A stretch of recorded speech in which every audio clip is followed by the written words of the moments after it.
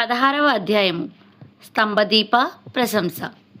వశిష్ఠుడు చెబుతున్నాడు, ఓ రాజా, కార్తీక మాసము దామోదరునికి అత్యంత ప్రీతికరమైన మాసము.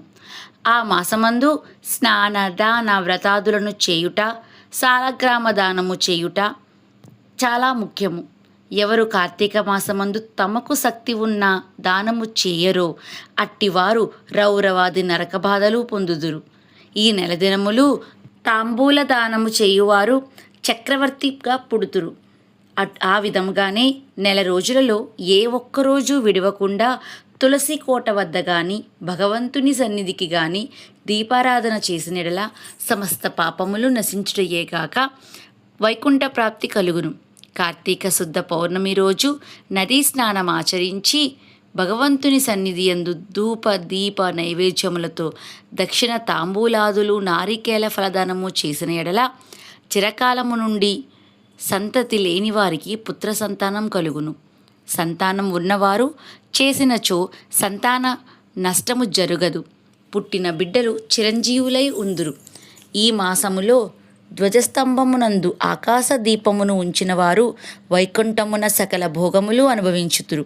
కార్తీక మాసమంతయు ఆకాశ దీపమును గాని స్తంభ దీపమును గాని ఉంచి నమస్కరించిన స్త్రీ పురుషులకు సకలైశ్వర్యములు కలిగి వారి జీవితము ఆనందదాయకమగును. ఆకాశ దీపము పెట్టువారు సాలిధ్యానం గాని నువ్వులు గాని ప్రమిద అడుగున పోసి దీపముంచవలయును. దీపము పెట్టడానికి శక్తి ఉండి కూడా దీపం పెట్టని వారును, లేక దీపం పెట్టువారిని పరిహాసము ఆడిన వారును చుంచు జన్మ మెత్తుదురు. ఇందులో ఒక కథ కలదు, చెప్పెదను వినుము. దీపస్తంభము విప్రుడగుట. ఋషులలో అగ్రగణ్యుడుగా పేరొందినటువంటి మతంగ మహాముని ఒక చోట ఆశ్రమాన్ని ఏర్పాటు చేసుకొని దానికి దగ్గరలోనున్న ఒక విష్ణు మందిరాన్ని కూడా నిర్మించుకొని నిత్యము పూజలు చేయుచుండెను. కార్తీక మాసంలో ఆ ఆశ్రమము చుట్టుప్రక్కల మునులు కూడా వచ్చి పూజలు చేయుచుండిరి. వారు ప్రతిదినము ఆలయ ద్వారాలపైన దీపములు వెలిగించి కడు భక్తితో శ్రీహరిని పూజించి వెలుచుండెడివారు. ఒకనాడు ఆ మునులలో ఒక వృద్ధుడు తక్కిన మునులను చూచి, ఓ సిద్ధులారా, కార్తీక మాసంలో హరిహరాదుల ప్రీతి కొరకు స్తంభదీపము ఉంచినచో వైకుంఠ ప్రాప్తి కలుగుతుందని మనకందరికీ తెలిసిన విషయమే కదా. రేపు కార్తీక శుద్ధ పౌర్ణమి. హరిహరాదుల ప్రీతి కొరకు ఈ ఆలయానికి ఎదురుగా ఒక స్తంభము పాతి దానిపై దీపమును పెట్టుదము.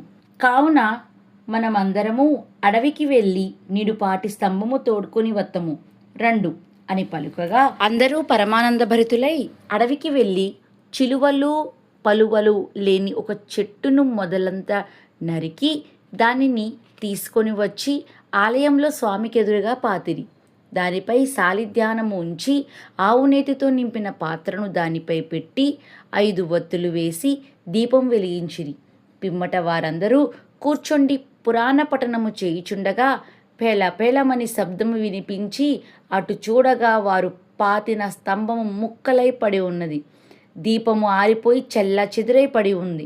ఆ దృశ్యము చూసి వారందరూ ఆశ్చర్యముతో నిలబడి ఉండిరి. అంతలో ఆ స్తంభము నుండి ఒక పురుషుడు బయటకు వచ్చెను. వారతనిని చూచి, ఓయి, నీవెవడవో? నీవి స్తంభము నుండి ఎలా వచ్చితివి? నీ వృత్తాంతమేమి అని ప్రశ్నించిరి. అంత ఆ పురుషుడు వారందరునకు నమస్కారముంచి, పుణ్యాత్ములారా, నేను క్రిందటి జన్మమందు బ్రాహ్మణుడను, ఒక జమీందారుడను. నా పేరు ధనలోభుడు. నాకు చాలా ఐశ్వర్యము ఉండడచే మదాంధుడనై న్యాయ విచక్షణలు లేక ప్రవర్తించితిని. దుర్బుద్ధిలాడుచు వేదములు చదువక శ్రీహరిని పూజింపక దాన ధర్మాలు చేయక మెలగితిని. నేను నా పరివారముతో కూర్చొండి ఉన్న సమయముననే విప్రుడైన వచ్చి నన్ను ఆశ్రయించి నన్ను అతనిచ్చే నా కాళ్ళు కడిగించి నెత్తి మీద వేసుకోమని చెప్పి నానా దుర్భాషలాడి పంపుచుండెడివాడను. నేను ఉన్నతాసనమున మీద కూర్చుండి అతిథులను నేలపై కూర్చుండనని చెప్పెడివాడను. స్త్రీలను పసిపిల్లను హీనముగా చూచుండెడివాడను. అందరూ నా చేష్టలకు భయపడేవారే కానీ నన్నెవరూ మందలింపలేకపోయిరి. నేను చేయు పాపకార్యములకు హద్దు లేకపోయేది. దాన ధర్మాలు ఎట్టివో నాకు తెలియవు. ఇంత దుర్మార్గుడనై పాపినై అవసాన దశలో చనిపోయి ఘోర నరకములు అనుభవించి 1,00,000 జన్మలయందు కుక్కనై 10,000 జన్మలయందు కాగినై 5,000 జన్మలు తొండనై 5,000 జన్మలు పేడ పురుగునై తర్వాత వృక్ష జన్మమెత్తి కీకారణ్యం మందుండి కూడా నేను చేసిన పాపములను పోగొట్టుకొనలేకపోతుని. ఇన్నాళ్లకు మీ దయవలన స్తంభముగా నున్న నేను నరరూపమెత్తి జన్మాంతర జ్ఞానైతిని. నా కర్మలన్నీయూ మీకు తెలిసినవే. నన్ను మన్నింపమని వేడుకొనెను. ఆ మాటల ఆలకించిన మునులందరూ సమితాశ్చర్యమైంది. ఆహా, కార్తీక మాస మహిమ ఎంత గొప్పది! ఆదియునుగాక కార్తీక శుద్ధ పౌర్ణమి మహిమ వర్ణింపశక్యము కాదు.